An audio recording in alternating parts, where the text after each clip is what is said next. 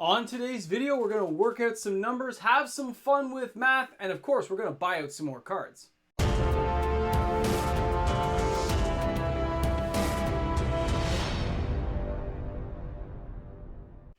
Coming! Did I miss it? Is it over? No? I didn't miss the buyouts? Great! Alright guys, welcome back. MTG Moxman here, and we're going to talk about buyouts today. I know. There's been a few buyouts happening just last week for some high-end cards, but let's hit some small cards. I'm going to initiate a multi-pronged buyout here on this channel again. Have some fun. I guess this is news for other YouTube channels who will love putting this content up saying, there's a buyout on a channel. That's right, there is, because people on this channel like to buy reserve list cards. So today we'll be going over a few facts and numbers here to get our story straight as we move along toward this buyout. There'll be part of the video where I'm standing here, and of course part of the video where I'll be sitting down, because I got some overhead stuff to show you as well. I gotta be able to click the buttons properly. So first of all, let's take a look at the sets we're talking about today. We're looking at alliances, 180 million print run, roughly. And of course, that means each rare in that set, there are 305,000 copies of any particular rare inside that set, give or take a few. And that means there was 340,000 booster boxes made. All right, that's quite a few. But when we're looking at 30 years, plus attrition, plus destruction rates, most of those numbers are actually about half right around this point in time. So let's face it, there's not that many of any of these cards left in existence in any good condition anyway. Now, our next set we're going to talk about is going to be Fallen Empires. I know I said it, I almost left a bad taste in my mouth, but it's Fallen Empires. That's right. I'm going to attempt to buy out a card in Fallen Empires. I can't believe I'm saying it, but we're going to try. So in Fallen Empires, it had a print run of around 350 million cards. Now, of course, those boxes were done in 60 card booster packs. 8 card booster packs in a 60 card box. How about that? I got it right now. That means roughly 720,000 boxes were made. That is a lot of booster boxes of Fallen Empires, especially for that time frame. And it wasn't a much loved set. They're still lingering on the net today. You can still pick them up for about $1,000 a piece, give or take a little bit. But that means there's roughly 428,000 of any particular rare in that set. All right, that's quite a few cards, right? I understand. But again, Fallen Empires was not well treated. The attrition rate is very high. People just threw those out by the box full. And finding any decent condition cards can actually be kind of difficult. So keep your eye out. People are still opening boxes of that. If there's cards you want to get from this set that are reserve list, this might be your chance. Now, our last one we're going for is the Dark. Now, the Dark has a print run of roughly 65 million cards. And in that 65 million cards, that means rares are around 124,000 copies of any particular rare. And there was 135,000 boxes produced in total. That's a really small amount, and people fail to recognize that nowadays. It's only just starting to be heard about in any great conversation with people about how amazing the Dark truly was as a set in terms of storyline. It's so dark and scary, like people don't get it sometimes. But this is where we're headed in the video today. And as you can see, we got some choices in front of us, and I'll show you the cards I'm picking on. And if you're a viewer of this channel, if you're on my Patreon, you kind of already know where I'm going with this because I have favorites. I can't help myself. There are favorites. So let's go to part number 2. Hey, you made it to part 2. Congratulations, you're 4 minutes into the video and you didn't fall asleep. Hey, double thumbs up to you. And now let's get on to the next part because it's pretty interesting. When you look at the financial implications of any market manipulation in the secondary market in Magic the Gathering, you will soon realize that even a small group of people buying this card has massive implications on the price of that card going forward. I'm going to show you the first 2 cards that we have attempted to buy out, and myself am still continuing to buy, and I will go over what we think will happen with the cards that are on my list today. Let's get started with card number 1. When you're looking at City of Shadows from the Dark, we look at the average saying $100, the market saying €109.09, €75.92 to get you that card as of today, which would be November 3rd I'm filming this video, or November 4th, whatever day I'm filming this on for you guys. But I want you to understand, when we started the buyout back in late September, early October, this card was only $80. So we've moved it about 20 points. That's a very large movement for a small channel who had a very light amount of emails on this particular card. But due to its low production run, this card was highly affected by even a small portion of people buying it out. If someone did manage to accumulate 1,200 copies of this card, 1,200 copies, they would control a very large market share of whatever is left in the world. It's a fact.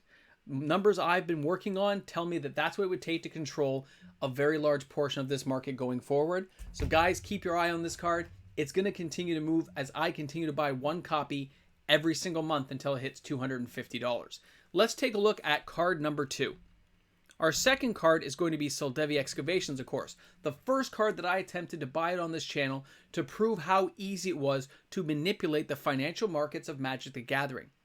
Any of the cards that we buy out on this channel and hold for a long period of time massively affect the secondary market in a way that people don't comprehend until they see it happen. Soldevi Excavations, when we started, was a $5 card at the beginning of my channel a couple of years ago. Then it rose to $10. Then we did the actual buyout here on the channel when it was around the $20 mark. It stands now at almost double that value because people on the channel have held on to that card. Now, with its print run being roughly 305,000 copies and an attrition rate of about 50%, you're looking you'd have to have around 10,000 copies to really control the market on this card. 10,000 copies is a lot, but we actually know where 3,106 copies are. Those people have accounted for and emailed into this channel. 3,000 plus copies are accounted for out of the number we would need to control that market. So now that I've showed you the effects on the secondary market when just a small YouTube channel like mine dives in and says we're going to buy some cards, you can see Soldevi Excavations moved about 50%. City of Shadows has gone ahead and moved about 20%. Now, the next 3 cards I'm going to show you are cards I plan on buying out on the channel. I do not expect anyone to join in and buy these out. But if you choose to do so, if you want to have some fun and buy a couple of copies of these cards, please email me at alang@hotmail.com so I can add your name and how many cards you bought to the database. If you bought more than 2 or if you have more than 2 of this card, please also include photos so I can add that information. And of course, you will have access to it anytime if you've emailed me in the past with this information. I will give access to anyone who has entered any of these buyouts of the cards I have. So don't worry, you'll always have a chance to check back to see how the card's doing. It's going to be a lot of fun. So let's go ahead and check out the 3 cards that I've chosen. Lodestone Bauble from Alliances is the first card I'm sharing with everyone today. It's had a massive collapse in price, which makes it an easy buyout target. Its average price is $5.95 US. The market is $4.79 US, and €5.01 will get you that card. Now, when you're going for low-end buyout cards like this, remember, you're trying to find the near-mint quality copies, and those are the ones I'll be targeting myself to add to my collection. Then I'll go for light played or heavy played if they're cheap enough. But remember, as soon as this starts and as soon as people start buying any copies of this, it will raise the price quite quickly, so be aware of that if this is a card you're trying to add to your collection. Now, when you look at Lodestone Bauble, you realize it's really an amazing card that shouldn't be this cheap. It's a 0 casting cost artifact from Alliances. It has pay 1 and sacrifice it. Put 4 basic lands, or up to 4 basic lands, from any player's graveyard on top of their library in any order. And then that player, whose land you put on top, draws a card. But you don't have to put any lands on top, up to 4. So you can just draw a card with this, basically for 1, which makes it an amazing card to have inside your deck. And let's face it, any commander deck can fit this card in with no effort at all, and it can cycle things that much faster. This card should be around the $20 mark, and I will continue to buy this card until it reaches that level, $20 Canadian. I'm going to see this card go up. I plan on buying 4 copies each month until it reaches that level. Let's go on to our next card. Balduvian Trading Post is the next card I'm showing everyone today. It comes from Alliances. We know the print run, just like the other cards in the land cycles in that set that are rare. So it's around 305,000 copies made. Now, when the Trading Post comes into play, you have to sacrifice an untapped mountain or you have to bury the Trading Post. But it does tap for 2 mana, 1 red plus 1 other. But its extra effect is you can pay 1 and tap it and deal 1 damage to a target attacking creature of your choice. That's pretty awesome when you want to do some card elimination in a red deck. Also, it can be used in a lot of commander decks that have red within it. This card right now is hanging in the market around $7.18 is the average. The market is $6.39 US, and €6.35 will get you that card. I see no reason why the Trading Post shouldn't be around the $15 US mark, which is around $19 Canadian. I will continue to buy 2 copies of this card every single month until we get to that goal, because this card deserves to be there. Let's go on to the last card I'm sharing with you guys today. The last card on the list today is Thrull Champion from Fallen Empires. I know many of you will have a hard time understanding why I would choose a card like this, but let me get my explanation out there. Thrull Champion from Fallen Empires, we know the print run is around 428,000 cards. Okay. The attrition rate, though, for Fallen Empires cards is massive. I remember seeing people throw out shoe boxes full of these cards. So I'm putting it, let's just say it's 50%. That means there's only around 200,000 copies left, right? Now, the average price is $4.46. The market is $4.24. And of course, it's €2.93. This card did reach as high as $8 US at one point before it collapsed back down, which to me means a prime target for me to buy it. If you actually look at the card Thrull Champion, look what this card does. It is a 5 casting cost, but only costs 1 black. It gives all Thrulls +1/+1, but it itself counts as a Thrull, so really it's a 3/3 for 5. Still not a great card, right? But it lets you take control of other Thrulls.